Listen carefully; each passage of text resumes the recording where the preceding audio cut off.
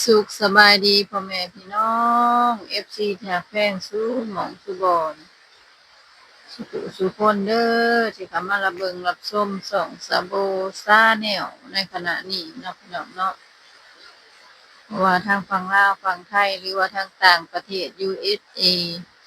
กราบสบายดีและสวัสดีเด้อตอนนี้ซาโบก็สิมาอัปเดตเกี่ยวกับศาลาให้เจ้าภาพเจ้าศรัทธาเบิดสมองสุบอนได้รับเบิงรับชม ไปนำกันเลยเนาะทุกคนพร้อมได้เบิ่งได้ชมไปพร้อมๆกับซาโบเลยตอนนี้สร้างเพิ่นก็กำลังขึ้นห้างไปแต้มรูปพระเวทอยู่พี่น้องเอ้ยสุดแล้วได้พี่น้องทางนี้บาดนี้เพิ่นก็สิมาข้างพี่ได้บาดนี้เพิ่นกำลังแต้มภาพสุดท้ายแล้วข้างนี้ก็สุดแล้วพี่น้องเอ้ยใกล้น่ะเพิ่นผ่านแต้มมาแล้วตอนนี้ก็นี่ก็คือแผนงานใหม่ของพระอาจารย์โทนเด้อพี่น้องเอ้ยสิมาอัปเดตให้เบิ่ง โตเป็นวงกลมๆกลมๆนี่พี่น้องนี่เพดานนี่จะโบถ่ายให้อ้อมโคมไผ่นี่พี่น้องที่กำลังเฮ็ดอยู่ตอนนี้นี่คืออันเป็นแผนงานเฮ็ดขึ้นมาใหม่เด้อพี่น้องเด้องานขึ้นมาเฮ็ดใหม่ตอนนี้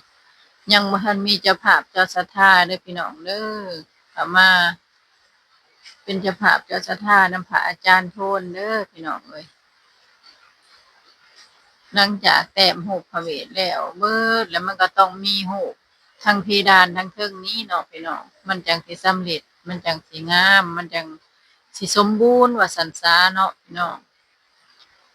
คือโบก็มาอัปเดตให้เพิ่นเบิ่งเนาะก่อนอื่นก็ขอน้อมกราบนมัสการพระอาจารย์โทนถอนมณีวงศ์เด้อพระอาจารย์เฮาเนาะที่เพิ่นเป็นผู้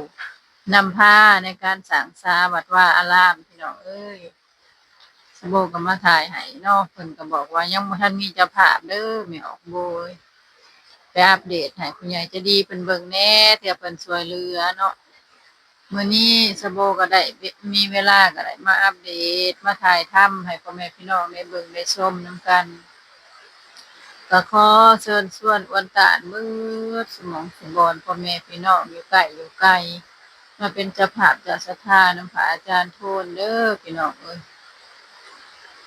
อันนี้ก็คือสิลงชื่อลงนามบ่ได้เด้อพี่น้องเด้อเพราะว่ามันเป็นงานเพดานพี่น้องมันเป็นงานเพดานนี่เราสิบ่สามารถลงชื่อได้เนาะก็คือว่ามีแต่ว่าผู้ใดอยากเป็นเจ้าภาพเจ้าศรัทธาก็ติดต่อไปทางพระอาจารย์โทนเด้อผู้ใดที่อยากร่วมทำบุญใหญ่ในครั้งนี้เนาะอันนี้ก็คือมูลค่าทั้งหมดอันโตกำลังสิเฮ็ดนี่ก็คืองานเพดานนี่เนาะพี่น้อง มูลค่าของเพิ่นทั้งหมดก็คือ22ล้านกีบเด้อพี่น้องเด้อ22ล้านกีบตีเป็นเงินไทยก็ตีเป็นเงินบาทไทยก็ประมาณ30,000กว่าบาทเนาะพี่น้องก็ขอเชิญชวนผู้ใหญ่ใจดีขอแผ่พายายกวางไปนำเมิดสมองสุบอนเข้ามาอุปถัมภ์ค้ำชูให้เด้อวัดว่าอารามผู้ขาให้มันแล้วซะศาลาบ้านชะโบให้มันแล้วเด้อพี่น้องเด้อ แล้วนี่ก็สิได้มาฉลองเด้ปีหน้านี่พี่น้องเอ้ยเข้ามาช่วยกันเด้อพี่น้องเด้อตามกำลังศรัทธาของแต่ละคนเนาะให้ศาลาเฮาสำเร็จไวๆบุญก้อนสุดท้ายได้พี่น้องบาดนี้สำเร็จนี่ก็ถือว่าโอ้ยสมบูรณ์แบบพี่น้องเอ้ยงามคักปานยังก็ติดตามเบิ่งไปเรื่อยๆสะโบสิอัปเดตให้เรื่อยๆเนาะตอนนี้ก็ฝนก็ตกพอฝนนะพี่น้องเอ้ย สะโบให้เพิ่นเปิดไฟพี่น้องเพราะว่าอากาศมันครึ้มครึ้มฟ้าครึ้มฝนบ่อยากแจ้งปานใดเนาะสร้างเพิ่นก็กำลังวาดรูปแต้มรูปอยู่พี่น้องเอ้ยนี่เพิ่นเฮ็ดเป็นข้างนี่ก็ยังแต้มบ่แล้วเด้อพี่น้องเด้อรูปพระเวทตอนนี้สะโบก็ถ่ายแผนงานใหม่ให้เบิ่งเนาะที่พระอาจารย์โทนเพิ่นได้วางแผนงานไว้ให้สร้างว่าตัวนี้ งานมื้อคลิปนี้สะโบก็เว้าพ้องบ่หยังก็กราบขอโทษขออภัยเด้อพี่น้องเด้อเว้าก็บ่ท่องบ่ม่วนก็ขอโทษหลายๆพี่น้องเอ้ยสะโบก็เว้าบ่เป็นคลิปนี้สะโบก็ได้มาเป็นกระบอกเสียงให้เพิ่นเนาะพี่น้องให้พ่อแม่พี่น้องได้เห็นได้เบิ่งได้ชมว่าเฮ็ดไปฮอดไสแล้วไปฮอดขันใดแล้วเนาะศาลาเฮา สะโบก็สิมาอัปเดตให้เรื่อยๆเนาะพี่น้องโอ้คันแล้วนี่คือสิงามแรงพี่น้องเอ้ยศาลาก็สุดยอดเลยสะโบว่างามหลายหลายหม้องหลายบ่อนเพิ่นเห็นเพิ่นก็ศาลาบ้านนี้งามแท้เพิ่นว่างามแรงงามแรงเพิ่นว่าสะโบก็ดีใจเนาะพี่น้องบ่คิดบ่ฝันว่าบ้านเฮาสิได้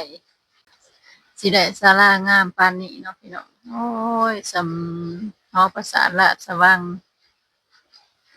สำอันหอเทวดาลงมาอัน ปรากฏกายอยู่บนดินนะโลดเนาะพี่น้องงามมันมีตั้งอยู่กลางวัดบ้านศรีสว่างโอ้ยงามแฮงพี่น้องเอ้ยสาธุบุญนำมือเจ้าภาพเจ้าศรัทธาเบิดทุกท่านที่ได้ประกอบส่วนในการสร้างศาลาหลังนี้เนาะพี่น้องขอให้เป็นบุญเป็นกุศลเด้อบุญค้ำนำชูเอ่อทุกท่านทุกคนเมิดตลอด เบิดซุผู้ซุคนซะบ่เว้าเป็นพี่น้องเอ้ยบ่ว่าอยู่ภพใดชาติใดก็ดีอยู่ไสก็ดีเนาะขอให้เป็นบุญเด้อพี่น้องเด้อตอนนี้สะโบก็ออกมาจากวัดแล้วพี่น้องสะโบก็สิไปแหว่เรือนอันแนวโฮมพี่น้องเอ้ยตอนนี้สะโบสิไปแหว่เรือนแนวโฮมเพิ่นโทรหาสะโบว่าให้สะโบไปหาเพิ่นว่าไปเอามะกอกหวานเพิ่นว่ามาสู่พ่อใหญ่แย้มกิน นี่คือทางลงเรือนแนวโฮมเฮาเด้อพี่น้องเด้อก็คือทางไปเรือนของพระอาจารย์โทนนั่นเองเนาะพี่น้องบรรยากาศบ้านเฮาก็มีแต่ครึ้มฟ้าครึ้มฝนพี่น้องเอ้ยฝนตกมานี่สิครึ่งเดือนแล้วยังบ่เซาตกซุมื้อแดดนี่จนสิบ่มีแล้วพี่น้องเอ้ยตอนนี้ก็มาฮอดเรือนเพิ่นเป็นที่เรียบร้อยนี่เพิ่นมีโรงสีนำได้พี่น้องเพิ่นโรงรับสีเขาเพิ่นก็ไปรับมาฮอดเรือนพู้นได้พี่น้องมาสีแล้วเพิ่นก็ไปส่ง ในโฮมเฮาเพิ่นมีวิถีชีวิตเลี้ยงหมูเลี้ยงเป็ดเลี้ยงไก่ปลูกผักปลูกหมี่โอ๊ยเพิ่นดูได้พี่น้องเอ้ยเรือนบ้านพระอาจารย์โทนอุดมสมบูรณ์ได้พี่น้องแนวอยู่แนวกินน้องปูน้องปลามีเบิดนี่เรือนของเพิ่นเนาะพี่น้องก็สิออกทรงโบราณเนาะพี่น้องอยู่เย็นสบายยามเป็นเวียกเป็นงาน บ่อึดบ่นั่งบ่เซาหลังบักใหญ่นั่นพี่น้องเอ้ยขึ้นไปแต่ว่าซาโบบ่ได้ขึ้นเด้อพี่น้องเด้อเพราะว่ามาก็บ่พ้อเพิ่นหั้นแนวโฮมเพิ่นไปเลี้ยงงัวพี่น้องพู้นทางพู้นหลุมกกขามลงไปทางห้วยพู้นซาโบก็เลยบ่ได้ย่างไปหาเพิ่นได้ยินแต่เสียงเพิ่นไล่งัวพี่น้องเอ้ยก็มีแต่ป้าเพิ่นอยู่เทิงเรือนเพิ่นกินข้าวอยู่พี่น้องซาโบก็บ่ได้ขึ้นไปเพิ่นว่ามาขอก็ให้